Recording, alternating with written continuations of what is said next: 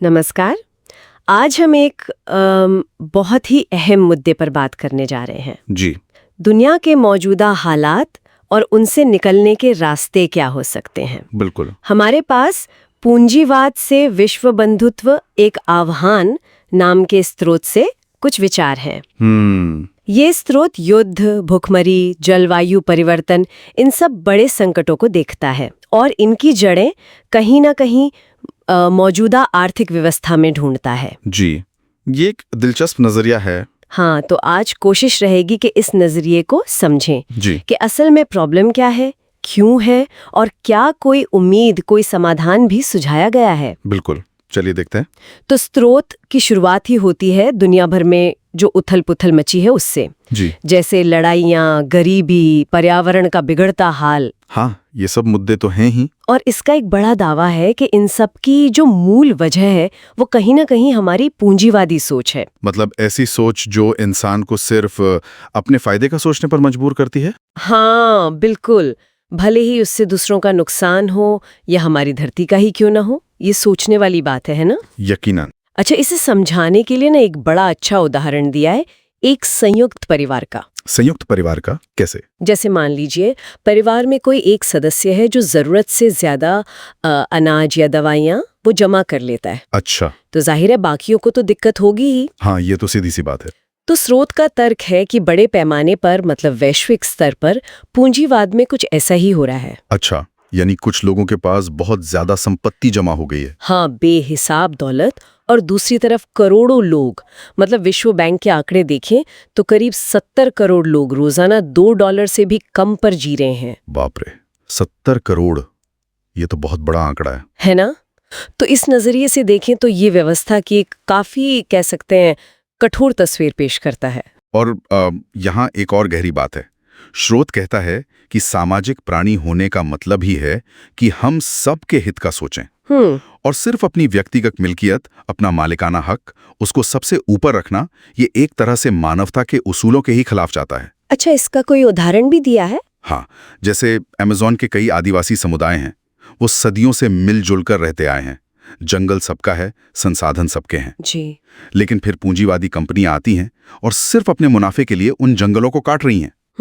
ये तो हम सुनते ही रहते हैं। तो ये नजरिया साफ दिखाता है कि कैसे मुनाफे को इंसानियत और प्रकृति दोनों से ऊपर रखा जा रहा है। तो फिर सवाल ये उठता है कि अगर मौजूदा सिस्टम में इतनी, मतलब, खामियां दिख रही हैं तो बदलाव कैसे आएगा? हाँ, ये सबसे बड़ा सवाल है। और यहाँ स्रोत एक ऐसी बात कहता है जो शायद थोड़ी चौंकाने वाली लगे। क्या?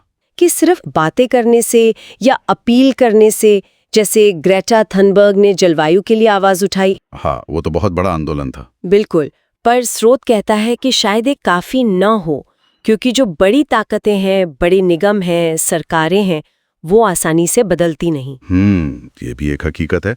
इंतजार करने से शायद शोषितों का भला ना हो। तो फिर रास्ता क्या है? क्या स्रोत कुछ और कहता है? यहीं पर स्रोत एक बहुत महत्वपूर्ण नैतिक फर्क करता है। शक्ति संप्रयोग यानी बल प्रयोग और हिंसा के बीच। अच्छा, बल प्रयोग और हिंसा में फर्क? हाँ, वो श्री श्री आनंद मूर्ति का हवाला देते हैं और आतताई की बात करते हैं। आतताई, ये क्या होता है? आतताई मतलब वो जो जबरदस्ती आपकी जमीन छीने, धन छीने या किसी की जान लेने पर तुला हो, आग लगाए, जहर दे, मतलब जो समाज के लिए खतरा हो। ठीक है। तो स्रोत का तर्क है कि ऐसे आतताई के खिलाफ अपनी रक्षा के लिए या राष्ट्र की रक्षा के लिए अगर बल प्रयोग करना पड़े तो वो अहिंसा के सिद्धांत के विरुद्ध नहीं है। अच्छा, मतलब अन्याय के सामने चुप नहीं रहना है। बिल्कुल, उसे रोकने के लिए जो जरूरी कदम है वो उठाने पड़ सकते हैं, लेकिन यहाँ उद्देश्य सजा देना नहीं बल्कि रक्षा करना है, बचाव करना है। ये एक अलग दृष्टिकोण है।